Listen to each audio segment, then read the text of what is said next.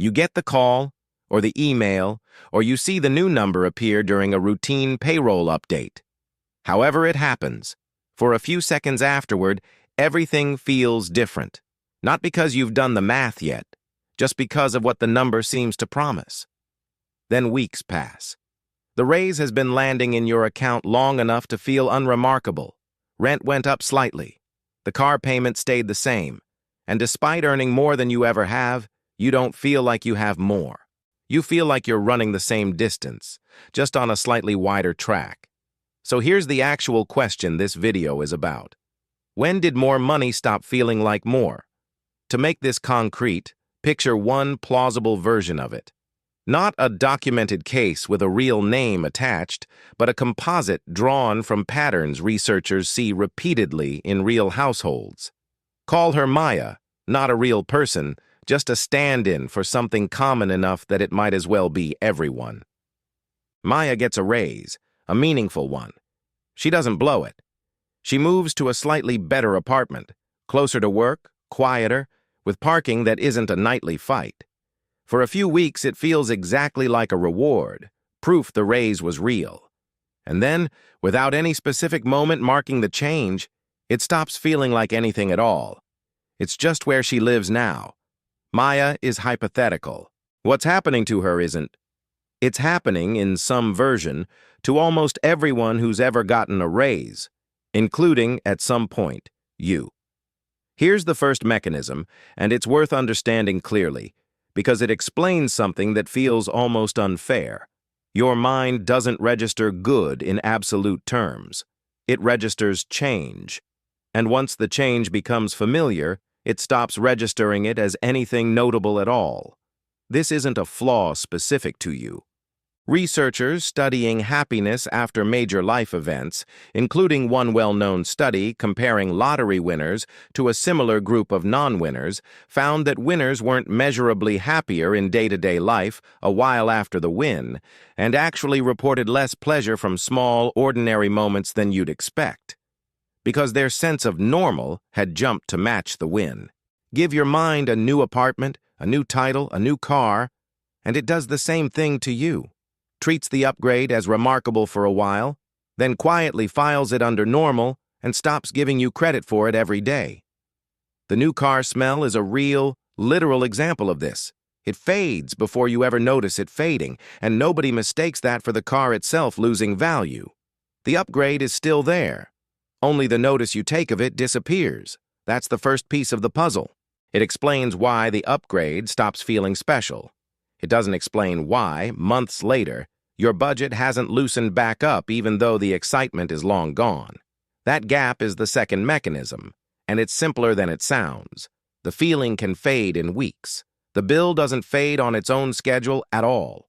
Once you sign the lease, the rent doesn't check in with you to ask whether the apartment still feels exciting. It's due on the 1st, every month, for as long as you live there. Economists have studied this general pattern under the idea that spending tends to rise easily and resist falling back down, even after the reason for the increase has stopped mattering emotionally, and it rarely stops at rent.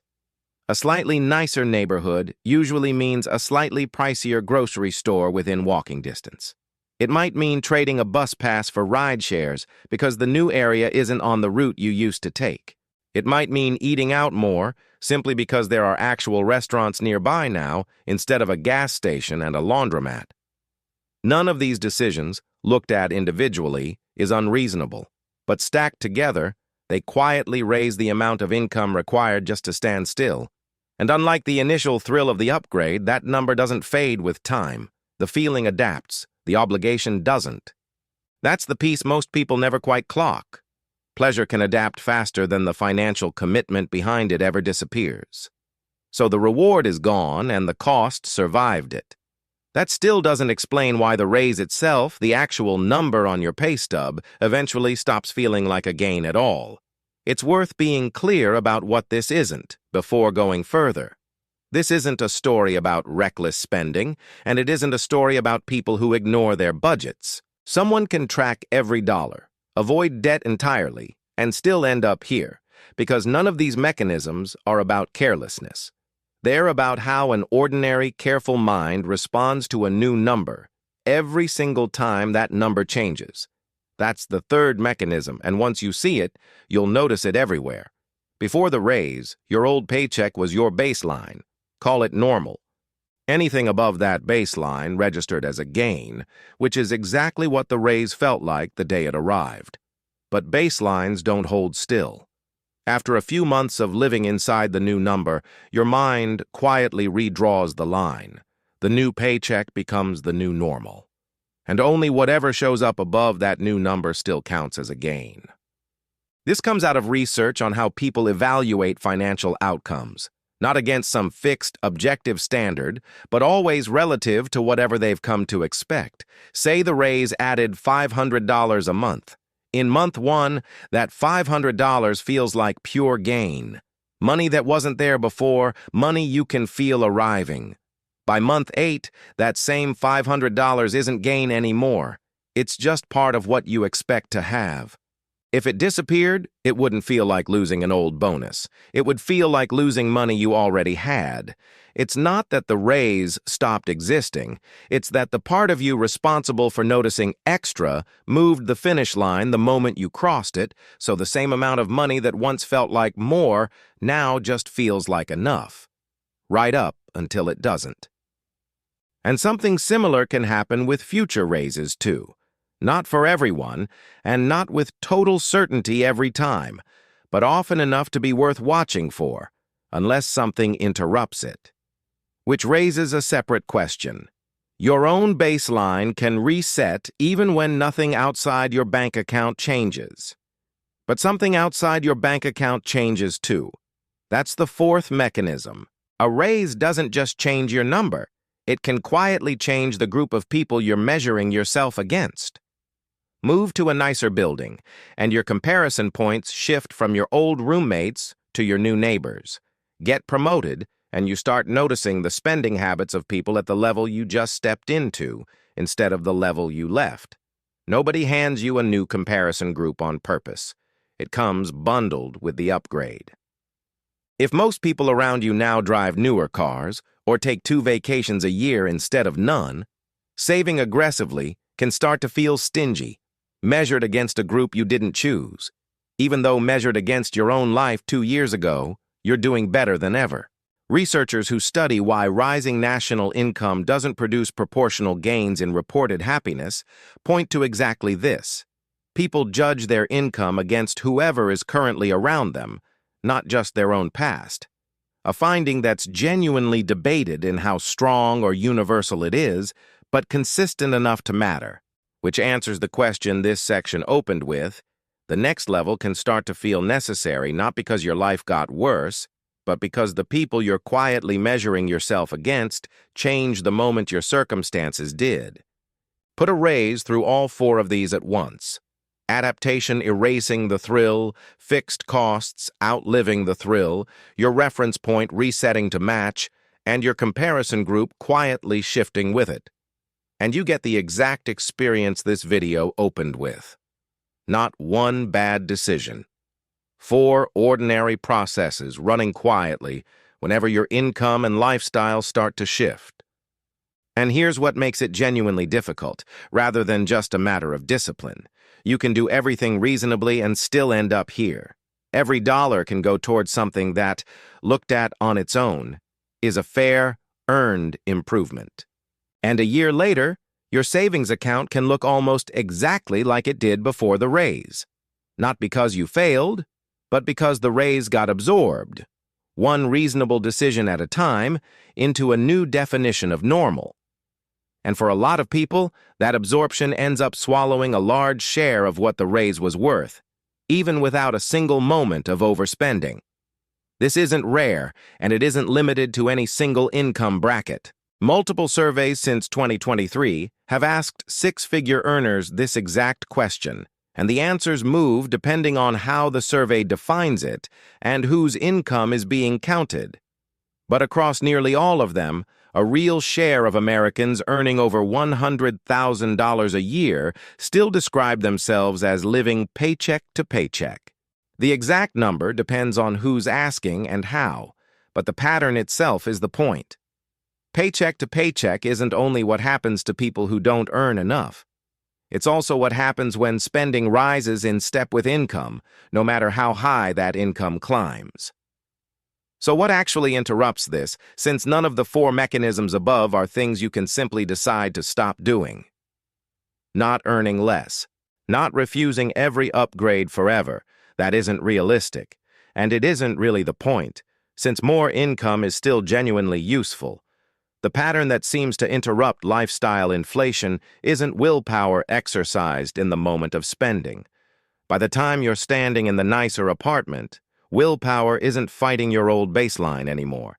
It's competing against a version of normal that already feels correct, which is a much harder fight to win in the moment. What tends to work better is deciding, before the raise even lands, what happens to it. Some people route a fixed percentage of any raise directly into savings or investments before it ever reaches a checking account, treating the decision as made in advance instead of something to reconsider once the new baseline has already started pulling at them. Others draw a distinction between upgrades they chose deliberately, something they thought about, budgeted for, and genuinely value, and upgrades that simply happened by default because the money was there and the option appeared. That distinction tends to matter more than the price tag does. And it helps to specifically track the recurring costs, the rent difference, the new car payment, the subscriptions, the extra takeout, that quietly became part of your new floor, because those are exactly the costs adaptation makes invisible fastest. It's common when people actually sit down and add these up to find a noticeable amount in commitments they don't remember consciously choosing. Not one big mistake, just several small ones that arrived quietly enough to never get questioned. Underneath all four mechanisms is one open question worth answering for yourself on purpose before the next raise arrives and starts the cycle over. What would actually change if you had more than you do right now? Not a number borrowed from someone else's life, and not a permanent answer either.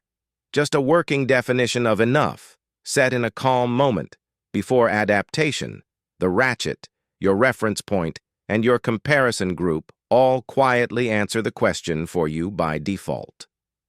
Most people never ask it at all.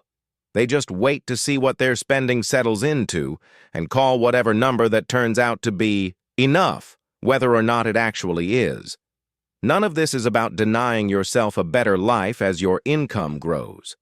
It's about noticing, on purpose, which upgrades you're actually choosing and which ones are choosing you. One more shift is worth making, and it has nothing to do with cutting back.